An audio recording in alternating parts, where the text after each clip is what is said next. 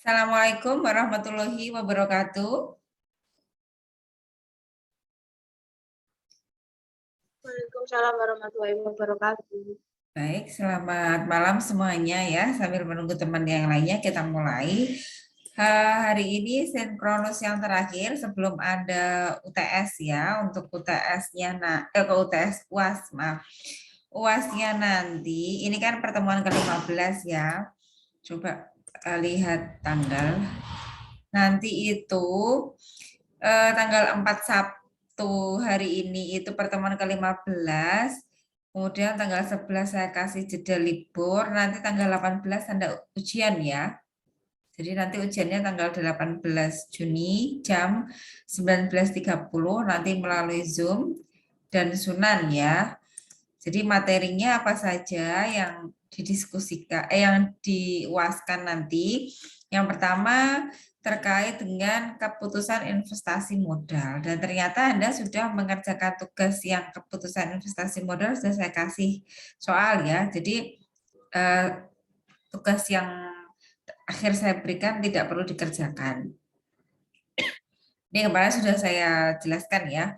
Kemudian tentang penilaian kinerja, kemarin sudah kita belajar tentang ROI, laba residu, harga transfer. Nah, nanti itu juga jadi bahan untuk ujian. Hari ini yang kita pelajari nanti adalah biaya variabel dan biaya penuh dan pelaporan segmen. Ini juga sedikit sudah kita singgung di materi pengambilan keputusan taktis sebelum UTS. Kemudian ada biaya kualitas, ini nanti juga masuk ke dalam ujian. Kemudian ada balance scorecard dan isu terbaru terkait dengan CSR dan manajemen laba. Nanti nggak semua saya sampaikan, yang saya sampaikan nanti adalah BSC, balance scorecard, kemudian biaya kualitas dan pelaporan segmen. Oke, lanjut saja ke pelaporan segmen. Nah, sebenarnya pelaporan segmen itu sudah Anda pelajari di pengambilan keputusan taktis yang konsep biaya variabelnya. Nah, di sini kita dihadapkan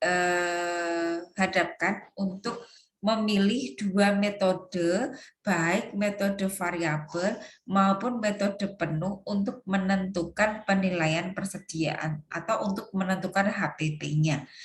Nah, ini perbedaannya di sini. Nah, ini sudah jelas bahwa ada dua metode, metode perhitungan biaya variabel dan biaya penuh. Bedanya apa? Kalau kita menggunakan metode biaya variabel, maka biaya variabel dan biaya tetap overhead-nya itu dipisah. Bedanya di sini, ini dipisah ya. Namun ketika kita mau menghitung HPP itu berdasarkan biaya penuh, maka tidak ada pemisahan antara biaya variabel dengan biaya tetap. Jadi biaya produk ini maksudnya HPP ya, harga pokok produk. Bedanya di sini. Jadi harga pokok produk untuk biaya variabel itu hanya variabel saja yang dimasukkan. Tapi kalau yang biaya penuh, baik variabel maupun tetap itu dimasukkan semuanya. Oke, misalnya saya kasih contoh, Mbak Rizky Vanessa, ya punya usaha nggak Mbak di rumah?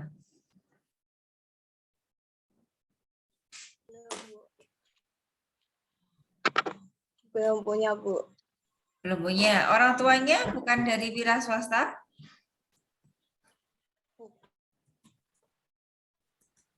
Oke, kalau misalnya disuruh usaha, Anda mau usaha apa, Mbak? Bikin apa? Konveksi.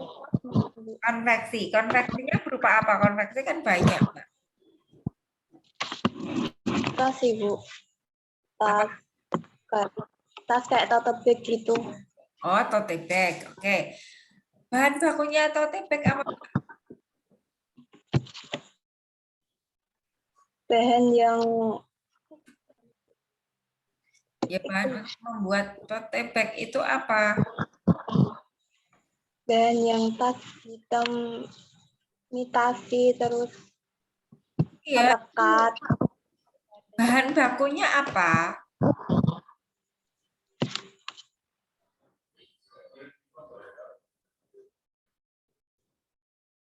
Mbak.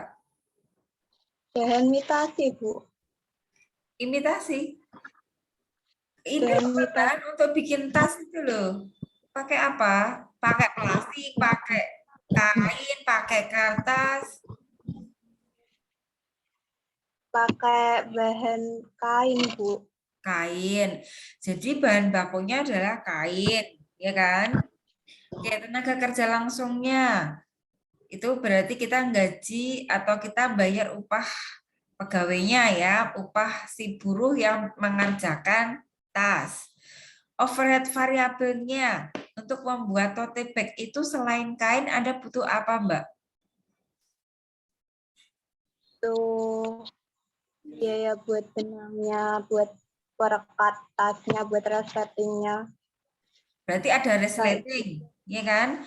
Ada lem. Akadnya pakai apa? Lem atau dijahit? jahit, Bu. Jahit berarti butuh bahan apa? Benang jahit.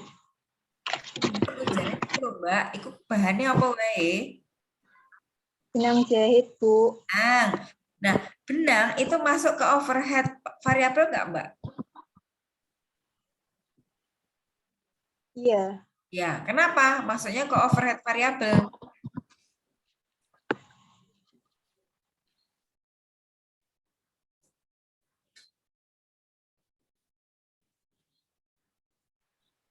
Karena biaya yang dikeluarkan itu bisa berubah-ubah sesuai kebutuhan.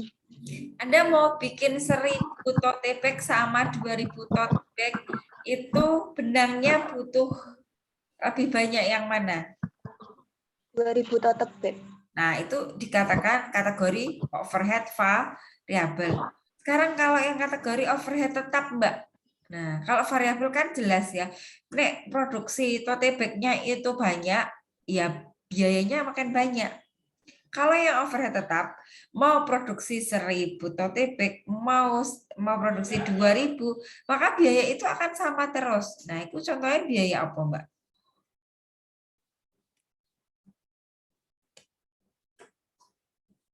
Oh ya,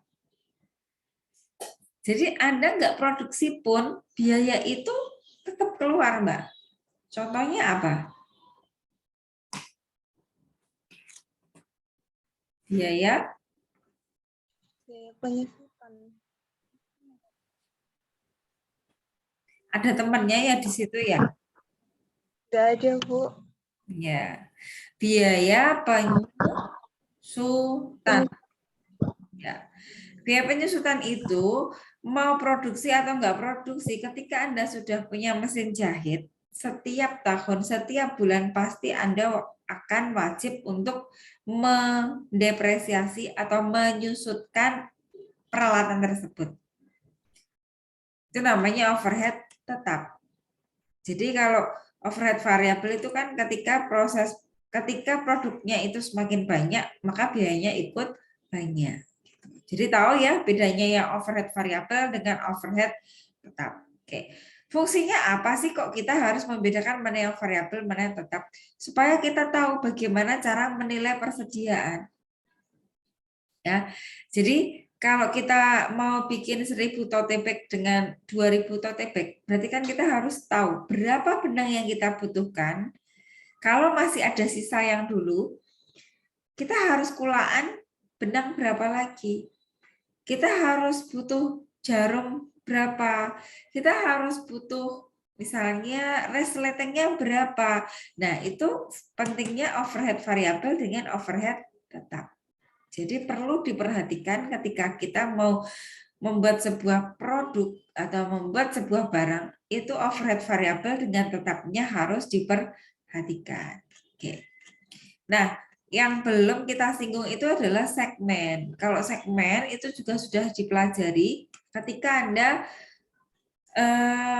mempelajari keputusan taktis apakah usaha ini dilanjutkan atau tidak. Apakah segmen ini merugikan, apakah segmen ini menguntungkan. Nah, itu sudah kita pelajari kemarin ya.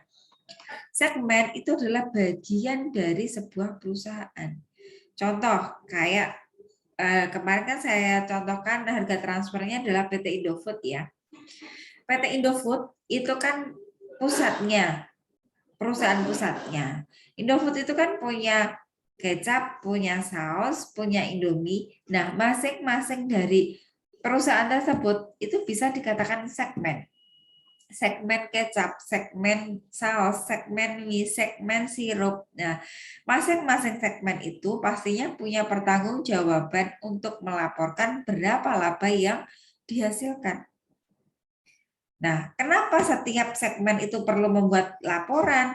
Supaya perusahaan bisa memantau produk mana yang menghasilkan laba yang tinggi, produk mana perusahaan yang mengalami kerugian. Jangan sampai ketika produk-produk itu atau divisi-divisi atau segmen-segmen itu sudah dijalankan, tapi perusahaan nggak tahu ternyata produk kecap itu merugikan, tapi setiap tahunnya tetap dijalankan terus. Nah, itu kan akan jadi penghambat buat perusahaan.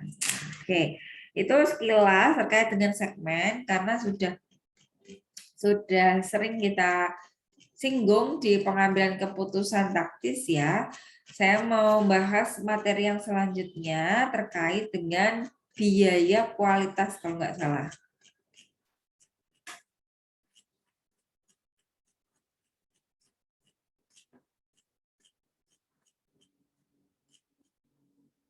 Oke, ini coba Mbak Rizky tadi sudah selesai ya. Bisa tulis nama sama NIM-nya. Terima kasih atas partisipasinya. Coba ganti Mbak Jessica. Coba ini dibacakan pengertian dari kualitas itu apa? Kualitas adalah derajat atau tingkat kesempurnaan. Kesempurnaan dari apa, Mbak? Dari suatu barang yang diproduksi, Bu. Ya, dari suatu produk ya. Mbak Jessica lagi pegang pensil nggak, Mbak? Atau ballpoint nggak, Mbak? Enggak, Ibu. Lagi pegang jepitan. Lagi pegang apa? Cepitan? Ada jepitan, Ibu. Iya, Cepitan rambut atau cepitan kertas? rambut. Cepitan rambut, oke. Di sekelilingmu nggak ada pensil ya, nggak ada ballpoint ya? Ada, Ibu, sebentar. Coba ditunjukkan.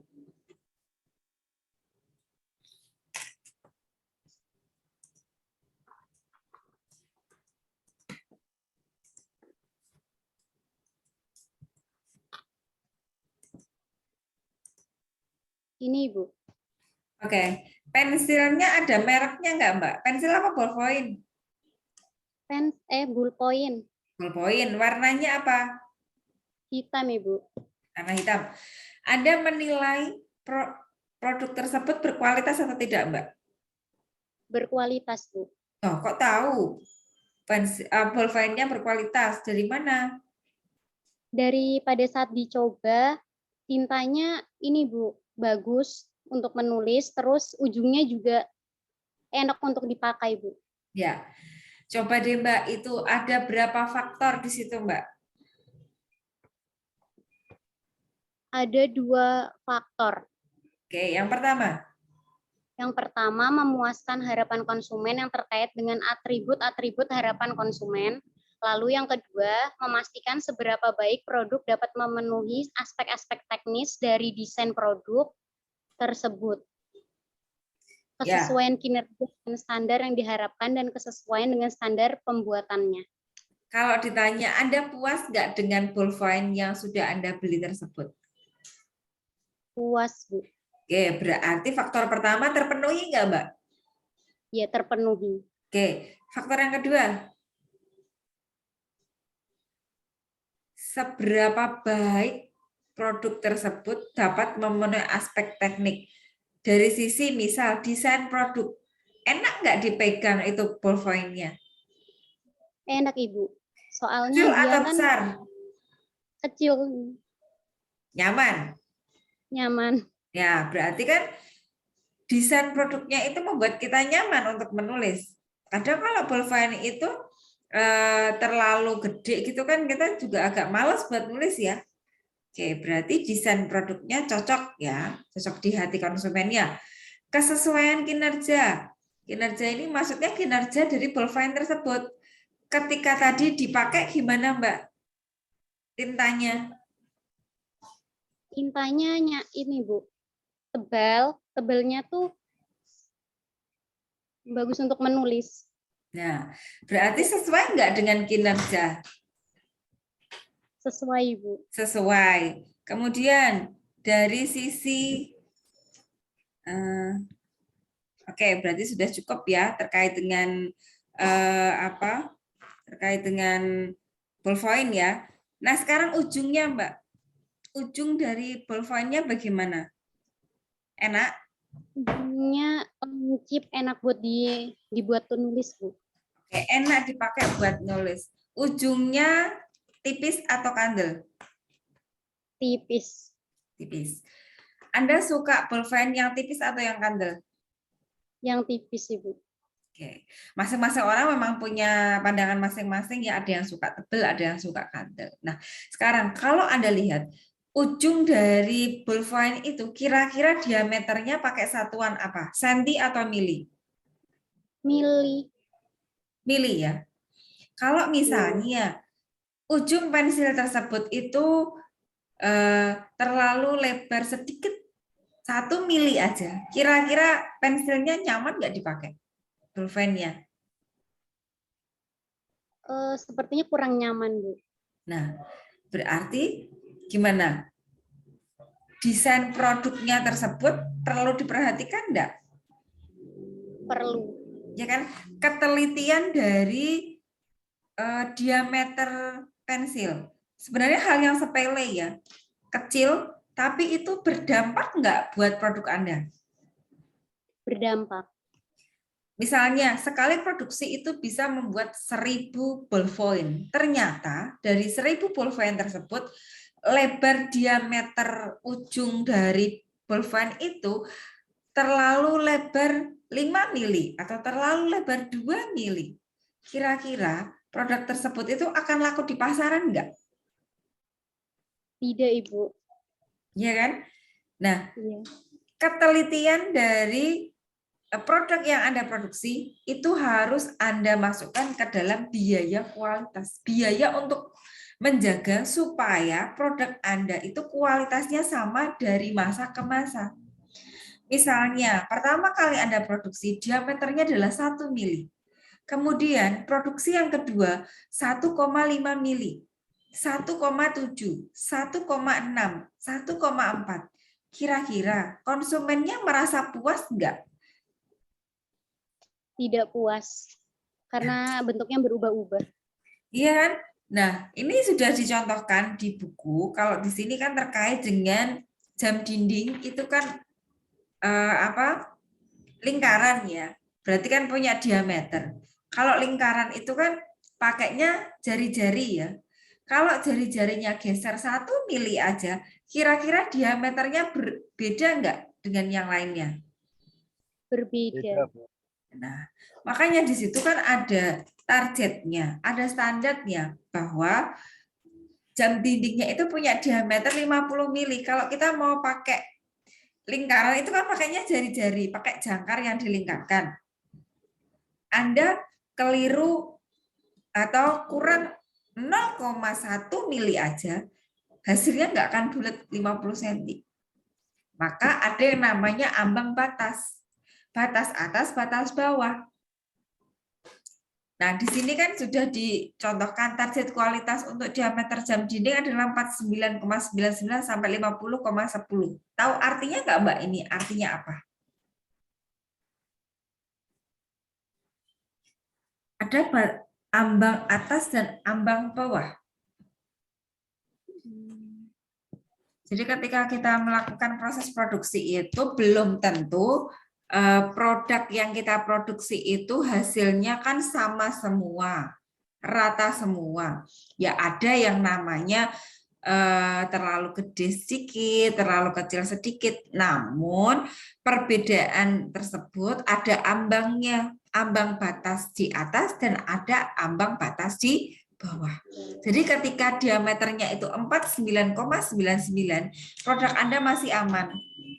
Tapi ketika jam dindingnya itu pada angka 49,98, kira-kira produk Anda termasuk produk yang berkualitas tidak, Mbak? Tidak, Ibu. Karena di bawah dari standarnya. Sekarang misalnya kalau terlalu lebar sedikit lah, 50,09.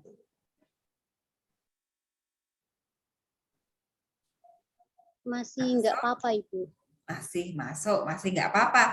Karena memang batas atasnya adalah 50,10 gitu. Ini dicontohkan kan, pada diameter 49,9 itu berarti gimana, Mbak? Masih dalam ambang nggak ini? Yang masih, Ibu. 49,9 loh. Oh, sudah tidak. Karena kan 49,99. Kalau 50,07? Masih di ambang batas. Nah, ambang batas itulah yang harus Anda jaga, Anda kondisikan. Bagaimana cara menjaga kondisi supaya perusahaan itu bisa memproduksi dengan ambang batas atas dan batang bawah, ambang bawah? Anda harus bisa mengelompokkan ada biaya-biaya yang harus Anda keluarkan untuk menjaga supaya produk jam dinding Anda itu kualitasnya sama. Ya, bukan sama, mendekati dari standar.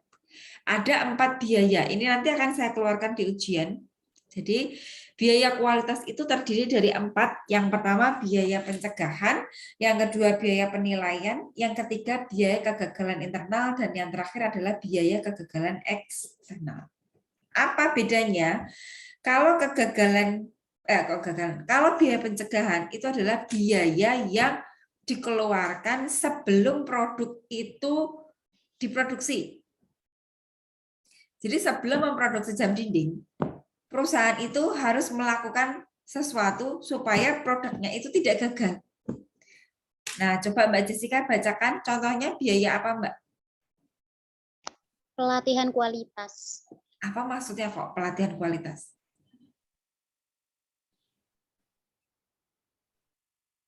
Siapa yang dilatih?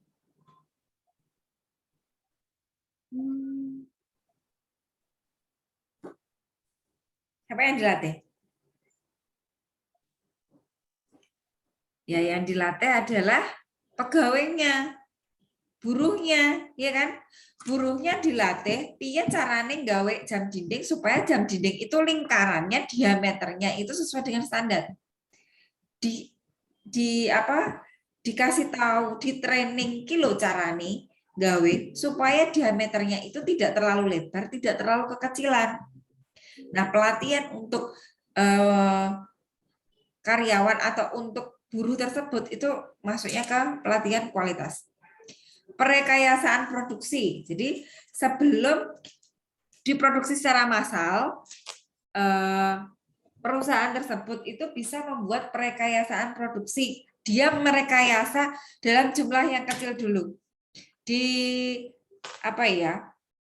Dicoba dulu, di training dulu, di trial and error dulu. Kira-kira kalau dikerjakan dalam jumlah yang sedikit dulu, ya, kira-kira hasilnya bagaimana? Di trial dulu.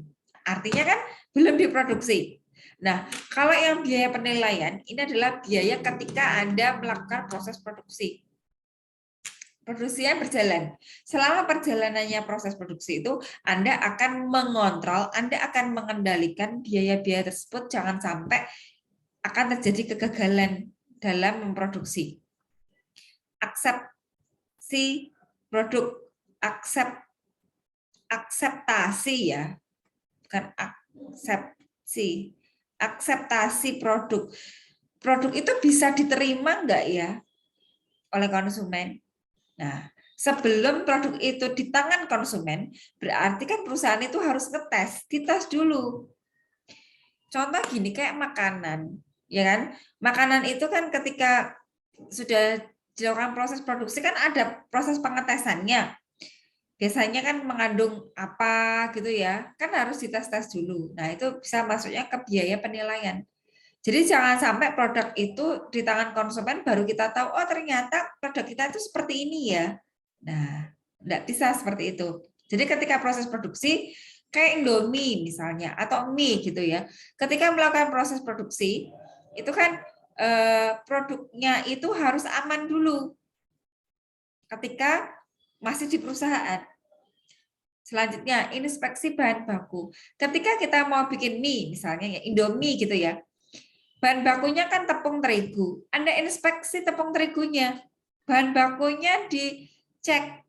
Apakah tepung terigunya itu berkualitas? Apakah tepung terigunya itu teksturnya sesuai dengan spesifikasi dari yang dibutuhkan oleh PT Indofood? Apakah tepung terigunya itu expired-nya itu jauh dari tanggal yang ditentukan? Itu maksudnya ke inspeksi bahan baku. Jadi bahan bakunya itu dicek beneran, ditelusur keberadaannya, ditelusur keamanannya. Itu namanya inspeksi bahan baku. Akseptasi proses, kalau tadi kan akseptasi produknya. Sekarang proses produksinya. Bagaimana, aman enggak? Proses produksinya berjalan dengan lancar enggak? Misalnya gini, kalau Indomie itu kan semuanya proses produksinya menggunakan mesin semua ya. Proses penggorengannya pun juga pakai mesin dan dia pasti pakai suhu yang tinggi ketika menggoreng Indomie. Nah, pada saat proses penggorengan tersebut, ketika proses penggorengannya tidak berjalan dengan sempurna, katakanlah misalnya suhunya di bawah dari standar, pasti nanti hasilnya tidak akan bagus. Kemungkinan gini, suhunya tidak bisa sesuai dengan standar karena mungkin listriknya yang bermasalah. Nah, itu juga masuk ke dalam akseptasi proses. Jadi proses produksinya itu benar-benar Anda perhatikan, Anda jaga. Kemudian kalau dari proses pengadukan, jadi kalau mie itu kan ada adonan untuk bikin mie ya, kan pakai mixer. Bayang Anda bukan mixer yang kecil gitu. Mixernya kan besar sekali, pakai listrik. Nah, ketika proses mixer itu tidak berjalan dengan lancar, proses mixernya itu tidak sesuai dengan standarnya, misalnya agak ngadat mixernya, nanti pasti hasil mie-nya juga tidak akan bagus. Nah, berarti ketika proses produksi itu benar-benar Anda jaga. Setelah produk mie itu jadi, berarti kan mie-nya disimpan di dalam gudang. Ketika Anda menyimpan mie ke dalam gudang, berarti kan masih dalam lingkup perusahaan. Ketika ada kegagalan-kegagalan, maksudnya adalah biaya kegagalan internal. Contoh adalah sisa bahan. Misalnya seperti ini. Tepung terigu 1 ton. Ternyata yang dipakai hanya 900 kilo. Yang 1 kuintal atau yang 100 kilo itu ternyata banyak kutunya. Berarti kan ada 100 kilo tepung terigu yang tidak bisa dipakai. Sisa bahan. Jadi harusnya 1000, ternyata mesinnya hanya mampu 900 kilo. Lah 100 ini kan artinya tidak ini ya, tidak pas dengan takarannya. Kan dianggap itu merugikan bagi perusahaan.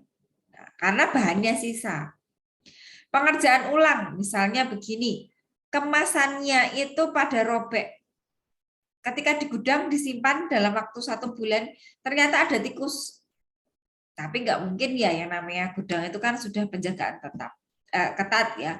Tapi yang namanya penjagaan itu kan kadangkala ada suatu kendala ya. Misalnya, kardusnya ada rayapnya, otomatis kan kardusnya harus di-packing ulang. Mie-nya ada tikusnya, dimakan, dikerikitin. Itu kan juga termasuk pengerjaan ulang. Nggak bisa produk yang seperti itu kan di tangan konsumen gitu. Ketika barang sudah di gudang, kemudian disalurkan kepada konsumen dan konsumen menerima Indomie tersebut, itu ada yang namanya biaya kegagalan eksternal. Ketika produk sudah di tangan oleh si konsumen, ya, konsumen komplain. Ternyata ketika makan mie ini kok tenggorokan saya sakit. Nah, ada yang namanya komplain konsumen. Biasanya ada customer care. Misalnya produk Unilever kayak Pepsodent, Rinso, itu kan ada customer care-nya, ada teleponnya. Nah, ketika konsumen itu mengalami suatu masalah, mengalami suatu hal yang tidak diinginkan, mungkin ketika pakai odolnya gitu giginya berdarah atau bagaimana, kemudian dia komplain. Nah, itu juga masuknya ke biaya kegagalan eksternal. Nah, kalau yang garansi ini biasanya kaitannya dengan barang elektronik. Misalnya Anda beli setrika, ternyata belum sampai 1 minggu setrikanya sudah rusak, kan bisa digaransi.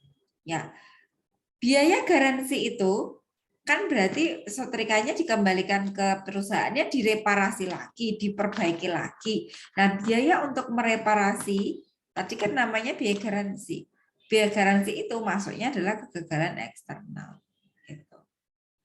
Garansi misalnya ketika nanti kalau setrikanya kopong dalam waktu 1 minggu gitu ya, nanti akan dikembalikan uangnya atau bagaimana. Nah, itu namanya garansi.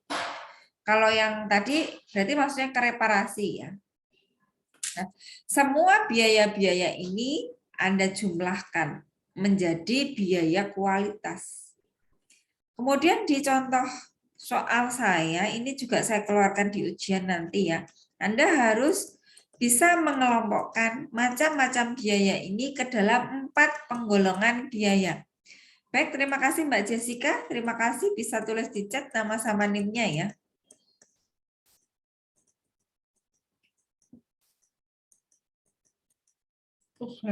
Di sini ada soal latihan ya. Coba Mbak Yunike Cesarinda. Oke. Ini ada macam-macam biaya dari PT Asik ya, biaya kualitas ya. Coba bacakan Mbak, di sini ada apa Mbak yang pertama biayanya? Biaya yang pertama ada pengerjaan ulang sebesar 55.000, penarikan produk sebesar 22.500. Oke, satu aja. Oke. Kalau ulang, masuknya ke kategori biaya apa ini Mbak? Kegagalan internal. Kenapa masuknya kegagalan internal? Karena produk yang sudah dibuat rusak atau hancur lalu dikerjakan kembali di dalam tempat produksi. Ya, kan belum sampai ke tangan konsumen. Konsumen. Sekarang yang kedua, Mbak. Penarikan produk sebesar 22.500. Masuknya ke apa ini? Kegagalan eksternal. Kenapa ini kok eksternal?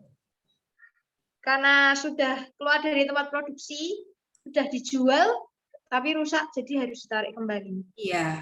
Contohnya misalnya produk apa, Mbak? Anda kan sebagai seorang konsumen nih, ada produk yang ditarik konsumen. Pernah Anda dengar? Produk apa ya? Makanan biasanya, Bu. Restoran seperti itu.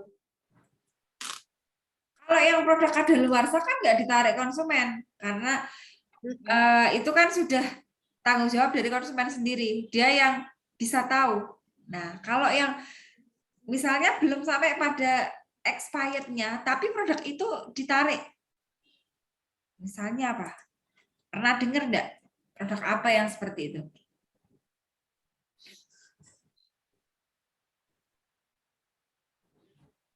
Gagal produksi. Bukan, kalau gagal produksi itu kan berarti masuknya dalam internal, Mbak. Ya kan? Jadi produknya sudah di tangan konsumen, sudah dipakai konsumen, tapi perusahaannya itu dia bikin informasi, oh produk saya itu ditarik karena mengandung ABCD, karena membahayakan ABCD. Nah itu pernah nggak Anda mendengar? Iya, dihentikan produksi berarti ya. Iya, bukan dihentikan produksinya, memang dia sudah tidak produksi dan produk yang ada di tangan konsumen itu ditarik meneh gitu. Produk apa yang pernah Anda dengar seperti itu?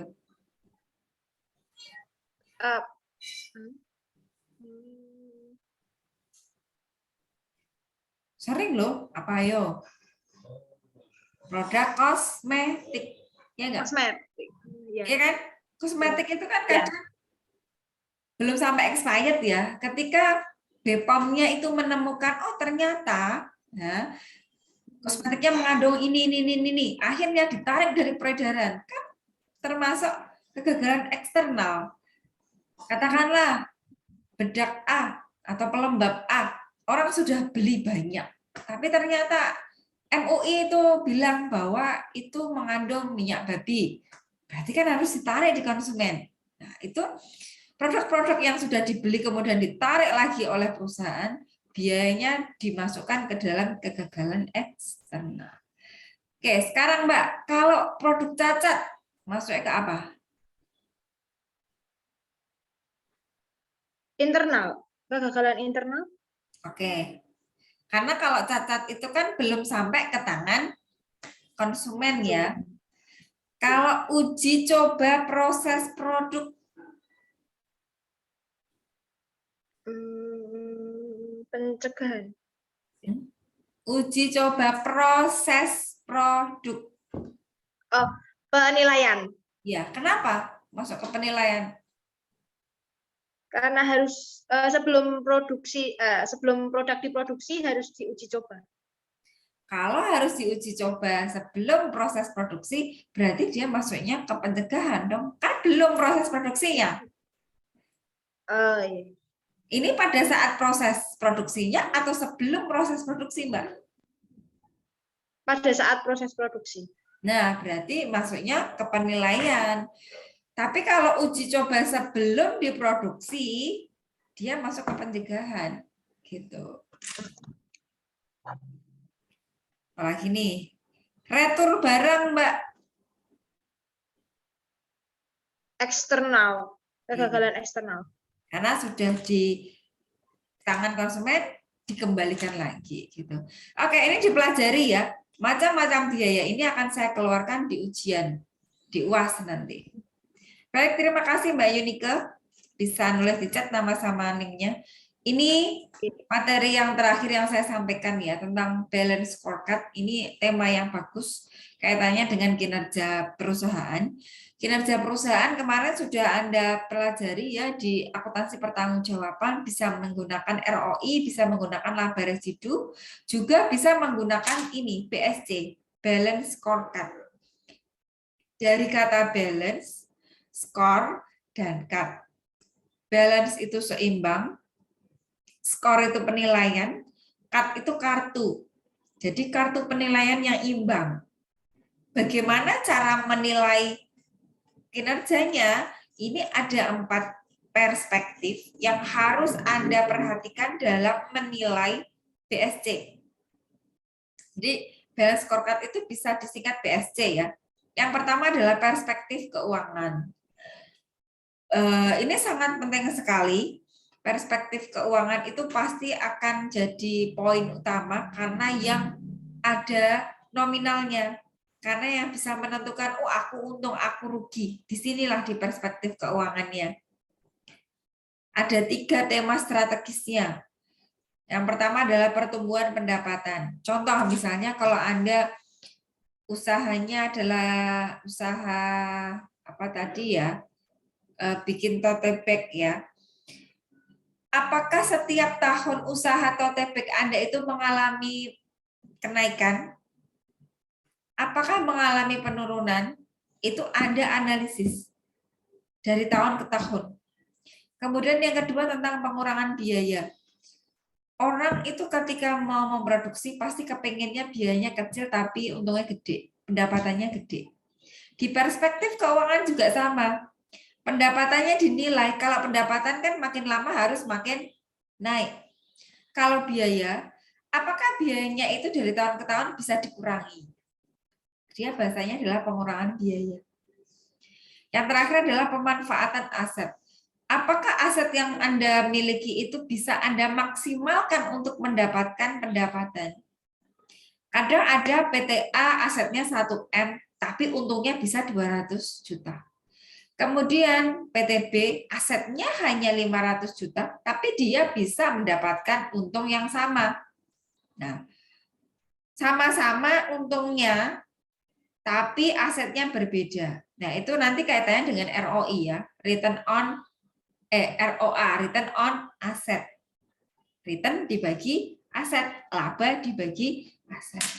Oke, kalau yang perspektif keuangan saya kira nggak ada masalah karena memang perspektif keuangan itu sudah kita pelajari di ROI kemarin ya. Yang kedua adalah ini, perspektif pelanggan atau customer. Bagaimana cara Anda menilai kepuasan dari pelanggan bisa dari ini, ukuran kinerjanya. Bagaimana pasar dari tote bag Anda? Apakah pasarnya hanya di daerah Kudus saja? Ataukah bisa sampai di luar Kudus? Kemudian ada yang namanya retensi. Retensi itu adalah pembelian secara berulang. Ada orang yang membeli tote bag pertama, kemudian karena dia merasa nyaman, dia suka, dia kembali lagi untuk membeli tote bag lagi, itu namanya retensi pelanggan. Kemudian jumlah pelanggan barunya bertambah dan sebagainya, bisa dipelajari sendiri ya. Ini Anda masuknya ke ukuran kinerja. Proses bisnis internal. Nah, ini kaitannya dengan tadi, biaya kualitas. Semakin biaya kualitasnya itu Anda perhatikan, Anda lihat seberapa berkualitasnya produk Anda, nah itu nanti akan menunjukkan kinerjanya baik. Ketika tote bag Anda itu memiliki tingkat kualitas yang bagus, artinya pelanggan akan senang, penjualan akan meningkat, laba akan meningkat. Sehingga hubungan itu mau nggak mau memang saling keterkaitan dan memang harus Anda perhatikan ketika Anda memproduksi apapun ya, tidak hanya yang saya contohkan. Yang terakhir, apa ya? Yang terakhir, mana ini? Ada 4, yang satu mana ini?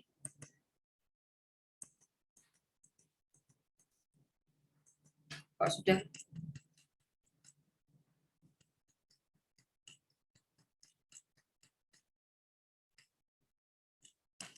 Yang keempat itu perspektif pembelajaran dan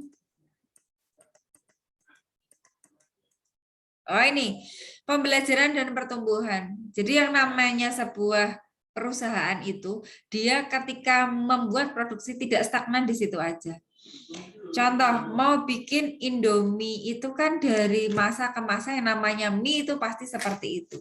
Tapi manajernya atau bagian R&D-nya, Research and Development-nya, itu dia tidak hanya duduk diam setelah bikin mie selesai. Tapi dia akan membuat ide-ide baru. Dia akan belajar untuk menemukan produk barunya. Sekarang kan Indomie itu rasanya banyak sekali ya. Sampai saya nggak merasakan semua produknya karena saking banyaknya jenis rasa tersebut. Nah, itu dari perspektif pembelajaran. Jadi ketika sudah punya produksi yang bagus, kualitas bagus, dia nggak hanya sampai di situ diam, tapi dia harus mengikuti R&D, Research and Development-nya perlu ditingkatkan, dia harus meningkatkan inovasinya, kemudian dia harus mengikuti seminar-seminar, kemudian ada pelatihan-pelatihan. Nah, itu masuknya ke perspektif ini, pembelajaran. Oke, jadi kalau mau bicara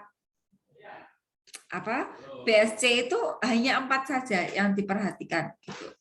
Cuma nanti yang saya keluarkan nanti ini masing-masing perspektif itu contohkan. Misalnya gini, kalau tadi kan saya contohkan produk Indomie ya. Nanti misalnya ada produk batu ABC gitu ya, atau batu baterai gitu ya. Contoh, berikan analisis untuk penilaian kinerja perusahaan batu baterai dilihat dari metode balance scorecard. Berarti Anda harus bisa menceritakan dari perspektif keuangan apa yang harus diperhatikan, perspektif konsumen atau customer atau pelanggan seperti apa, perspektif proses bisnis internal, yang terakhir adalah proses pembelajaran dan pertumbuhan gitu.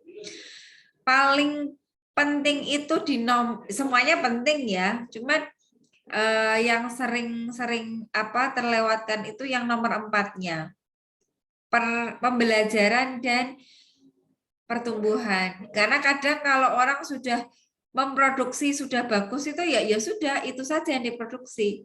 Nah, padahal Anda itu harus bersaing dengan produk-produk yang lainnya. Kalau Anda tidak belajar, kalau Anda tidak mau mencari ide terbaru atau inovasi baru, Anda akan ketinggalan. Oke, itu yang terkait dengan BSC. Ini seperti kayak maraton karena memang materinya banyak ya. Yang terakhir itu tentang isu CSR, manajemen laba bisa dipelajari sendiri. Namun di Sunan itu kayaknya kok ada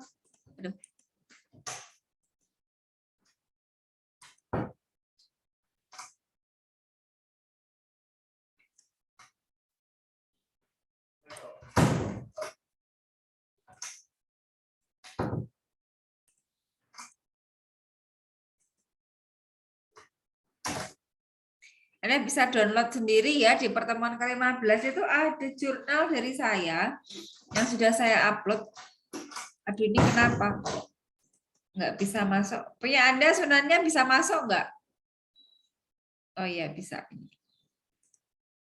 Admin P. Di pertemuan 15 itu ada ini jurnal dari saya ya, isu terbaru. Sepertinya BSC ini, balance scorecard kalau nggak salah. Nah, ini. Kelihatan ya? Yang sudah saya sampaikan tadi, BSC, ini gambarnya ya. Ini BSC, balance scorecard itu terdiri dari 4 perspektif. Ada FP itu financial performance, CP itu customer performance, IP itu internal performance, LNGP itu learning and growth, pembelajaran dan pertumbuhan. Nah, BSC itu bisa dipengaruhi oleh TQM, Total Quality Management. TQM itu terdiri dari ini semua. Bisa Anda pelajari ya. Mungkin ini nanti saya masukkan ke dalam ujian juga ya TQM ya. BSC ini. Dibaca aja. Nanti pasti ada pertanyaan dari jurnal ini. Gitu.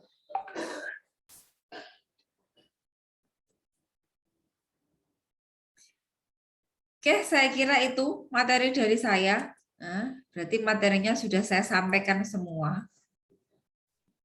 Silakan Anda belajar. Kita ketemu lagi nanti tanggal 18 ya. Ujiannya 18. Jadi Anda harus mempersiapkan. Karena tanggal 11-nya ini saya liburkan gitu. Ada pertanyaan sampai sini?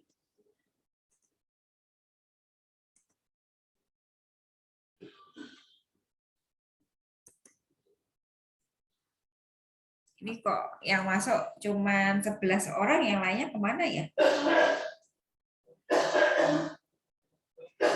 Apa ada kuliah tadi?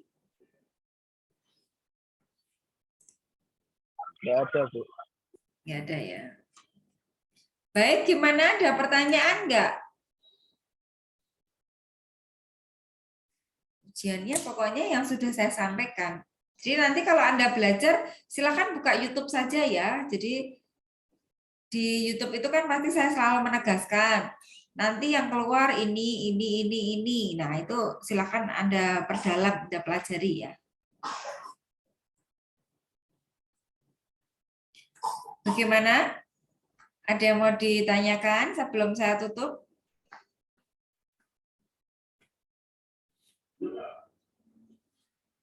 Sudah jelas semua ya? Ini hawa-hawa malam minggunya sangat mempengaruhi ya. Jadi udah malam, udah jam 9. Cukup hari ini? Cukup Ibu. Cukup ya, Alhamdulillah. Berarti sinkronusnya sudah berakhir. Bukan minggu depan ya, 2 minggu lagi kita ketemu di Zoom untuk ujian. Ujiannya sudah saya sampaikan. Ada penilaian kinerja, ada ROI dan kawan-kawannya, ada keputusan modal, keputusan investasi, NPV, IRR dan kawan-kawannya. Kemudian biaya kualitas tadi ada 4, kemudian ada BSC, balance scorecard terdiri dari 4 perspektif juga. Itu kesimpulan dari saya. Oke, karena ini pertemuan yang terakhir ya, saya mohon maaf selama menjadi dosen pengampu akuntansi manajemen sudah 15 kali pertemuan. Jika ada kesalahan, saya mohon maaf, saling memaafkan. Selamat untuk belajar, tetap semangat. Kita ketemu 2 minggu lagi untuk ujian. Semoga bisa mengerjakan dan dapat nilai yang terbaik. Gitu. Wassalamualaikum warahmatullahi wabarakatuh. Waalaikumsalam. Terima kasih, Bu. Terima kasih, Bu. Ya, saya live ya.